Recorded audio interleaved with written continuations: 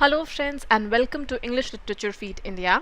आज हम करेंगे शेक्सपियर के सोनेट सीरीज में से उनका first sonnet, that is from fairest creatures we desire increase. Shakespeare के सोनेट्स के ऊपर I have already made an introductory video जहाँ पर I have given a detailed introduction of the sonnets, of all the sonnets, और उनके अंदर क्या themes हैं, कौन कौन से कैरेक्टर्स आते हैं, सोनेट एज अ फॉर्म क्या होता है, शेक्सपियरियन सोनेट क्या होता है।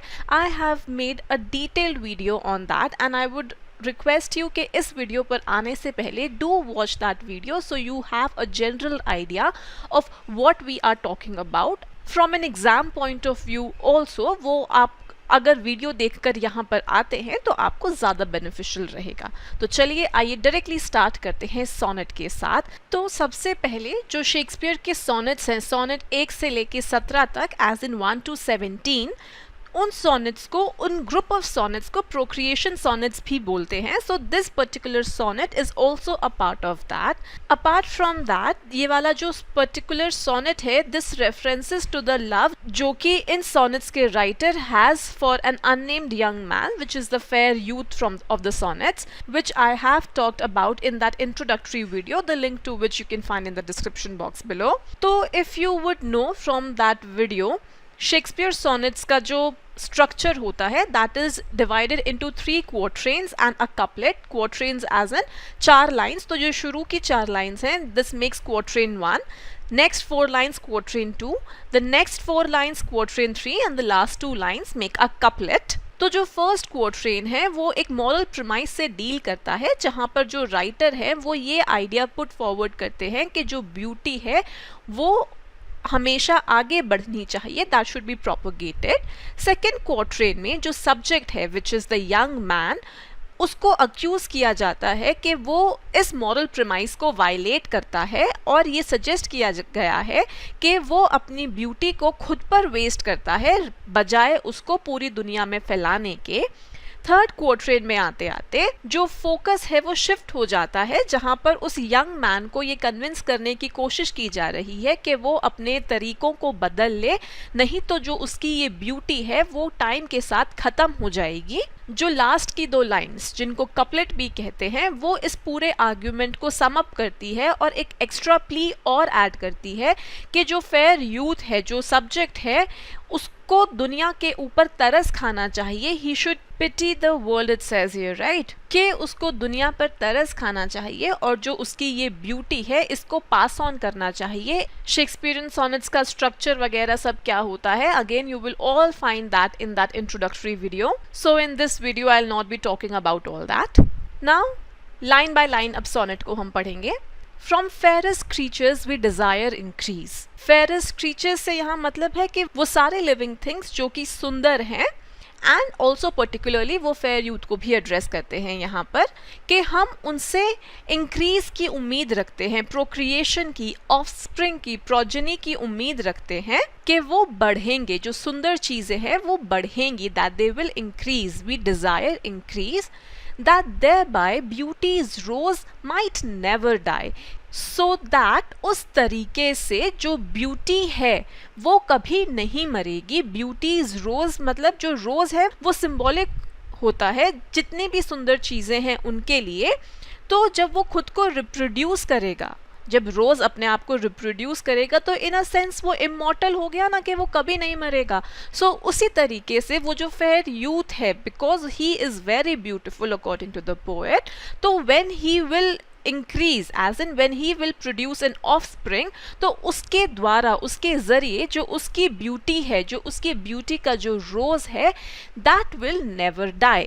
Further it says, but as the riper should by time disease, decease यानी कि मरना, riper refers to the older और मोर मेच्योर पर्सन या फिर प्लांट। तो पूरी लाइन का मतलब हुआ कि इससे ऊपर वाली लाइन में क्या कहा था उसने, कि जो ब्यूटी का रोज है वो, ताकि वो कभी मरे ना, that is why we desire increase from the fairest creatures, है ना। तो कहते हैं बिकॉज उस टाइम तक आते आते जब उसकी एज हो जाएगी, जब वो राइप हो जाएगा, एज इन जो पेरेंट था, by that time they will disease, वो मर जाएंगे, तो नेक्स्ट लाइन में इट सेज कि जो उनका टेंडर एयर है, जो उनका बच्चा होगा, उनका एयर, एयर यानी कि वारिस, हेयर नहीं बोलते इसको, एयर, ओके, एयर।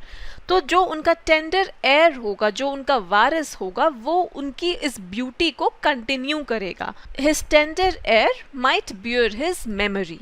टेंडर यानी कि यंग या फिर कुछ सॉफ्ट, डेलिकेट सा। सो बियर हिज मेमोरी माने कि जो एयर है वो अपने पेरेंट्स की मेमोरी को he will carry it on through generations. So till here ये आपका था quatrain 1, okay. Now we come to the next quatrain, quatrain 2। अब इस सेकेंड क्वार्ट्रेन में जो स्पीकर है वो उस यंग मैन को चाइड करता है, डांटता है, फटकार लगाता है कि जो यंग मैन है जिसको वो प्यार करता है वो काफ़ी सेल्फ एब्जॉर्ब्ड है। He is too self absorbed to think about procreation. It says here, right, contracted to thine own bright eyes, contracted to thine यानी कि खुद की, तुम्हारी खुद की own bright eyes. This might also be a reference जो कि classical literature में नार्सिसस की स्टोरी आती है। नार्सिसस कौन था? He was somebody who fail in love with his own reflection. जब उसने अपने आप का अपने खुद का रिफ्लेक्शन पानी में देखा था तो उसको अपने रिफ्लेक्शन से ही प्यार हो गया था। So a narcissist is a person who has an excessive interest in or admiration of themselves. So that is who a narcissist is. तो यहाँ पर भी जो speaker है वो उस young man को ऐसे ही रेफर करता है, that he is contracted to thine own bright eyes, meaning that he is being narcissistic, कि वो अपने ही concerns से preoccupied है, and that he is perhaps just pursuing his own interests.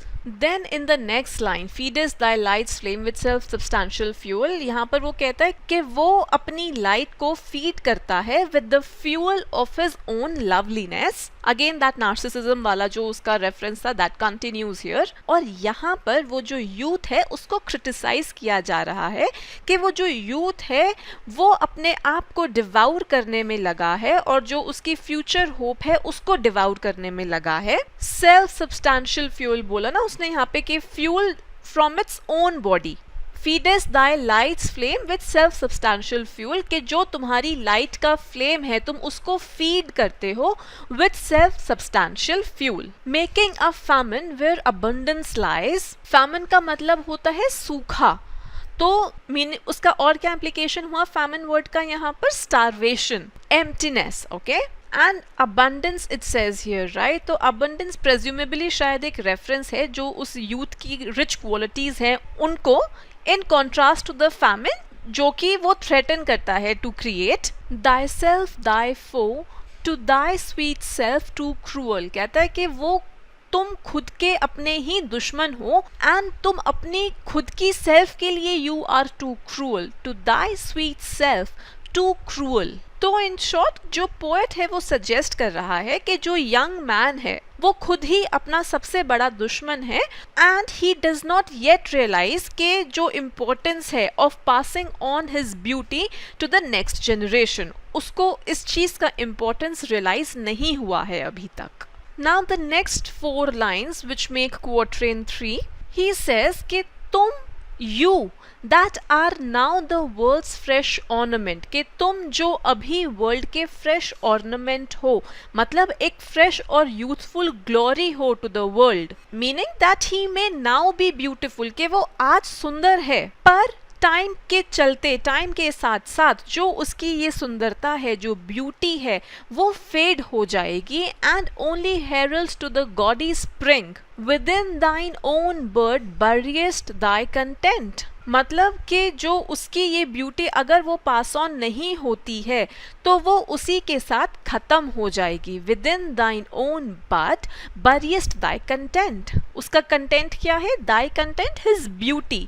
तो दाइन ओन बट तुम्हारे खुद के साथ वो विदर हो जाएगी, it will not be passed on. And tender churl makest waste in niggarding, तो ये जो टेंडर चर्ल है, ये tender is again that soft like I said before, और चर्ल आपका हो गया जैसे किसी को कंट्री मैन को रेफर करता हो, रस्टिक को रेफर करता हो। तो यहाँ पर it is probably a phrase जो कि अफेक्शन इंडिकेट करता है रादर दैन क्रिटिसिज्म, जैसे कि आप बोलते हैं ना सिली फूल, उस तरीके से। कॉन्टेक्स्ट से आपको डिफरेंस पता चलेगा यहाँ पर कि अगर इसी चीज को गुस्से में बोला जाता तो this would have been insulting, लेकिन यहाँ पर उसने उसको प्यार से बोला है, tender churl, so this means endearment या अफेक्शन। मेकेस्ट वेस्ट यानी कि creates waste, lays waste, okay, and niggarding would be being miserly या फिर stingy, कंजूस।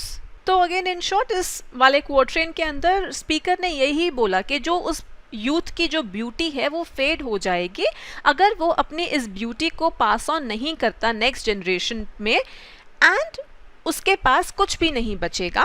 यहाँ पर इस लाइन में जो उसने बड यूज किया, दिस अगेन इज रेफरेंस, जो यहाँ पर इसने ये रोज को रेफर किया था, रिमेंबर। तो रोज का काम क्या होता है कि वो खिलता है, उसको अप्रिशिएट करते हैं and then it fades away. और अगर वो अपनी जीन्स को नेक्स्ट जनरेशन में पास नहीं करेगा in the form of a bud, तो जो वर्ल्ड है वो कभी भी दोबारा एंजॉय नहीं कर पाएगा जो इस पर्टिकुलर रोज की एस्थेटिक क्वालिटी है उसको। तो ये जो रोज है, this becomes a kind of warning to the young man कि वो भी विदर हो जाएगा, जो उसकी ब्यूटी है that will also wither and die with himself if he does not pass it to the next generation. Now we come to the last two lines of the poem, which is called the couplet. Pity the world, or else this glutton be, to eat the world's due by the grave and thee. Now during the final two lines जो poet है वो subject को as in जो fair youth है उसको encourage करता है कि सिर्फ खुद के लिए सिंपैथी या फिर पोएट के लिए सिंपैथी ना दिखाए, पर उसको पूरी दुनिया पर तरस खाना चाहिए, that he should pity the world. वो थ्रेटन करता है, चेतावनी देता है उस फेयर यूथ को कि जो ग्लटनस ग्रेव है, तो यहाँ पर जो ग्रेव है उसको ग्लटनस बोला गया है। कहता है कि वो जो ग्रेव है वो उस यंग मैन की ब्यूटी को खा जाएगा, एंड देन ही सेज कि दुनिया को ऐसी चीज से वंचित रखना सेल्फिश होगा। तो ये वाला जो फर्स्ट सोनेट है इसमें अगर आप देखेंगे काफ़ी सारी थीम्स इंट्रोड्यूस करते हैं पोएट, जो कि पूरे सोनेट सीक्वेंस को डिफाइन करती हैं, जैसे कि ब्यूटी हो गया, the passage of human life in time, then he talks about the ideas of virtue और wasteful self consumption, and then also जो स्पीकर का प्यार है इस यंग आदमी के लिए, ही टॉक्स अबाउट दैट, और उस प्यार की वजह से जो स्पीकर है वो उस फेयर यूथ को एलिवेट कर देता है पूरी दुनिया से ऊपर। एंड दिस पोएट सेज कि अगर वो प्रोक्रिएट करेगा, अगर वो यंग मैन प्रोक्रिएट करेगा तो this will be a form of pity for the rest of the world, कि वो दुनिया पर तरस खाएगा अगर वो प्रोक्रिएट करता है तो। And also, like I've already told you, this particular sonnet forms a part of the group of sonnets which are called the procreation sonnets. So I hope आपको sonnet समझ में आया होगा. It is clear to you. If you did understand, then do like, comment and subscribe on the channel. You can also follow me on my social media. Thank you so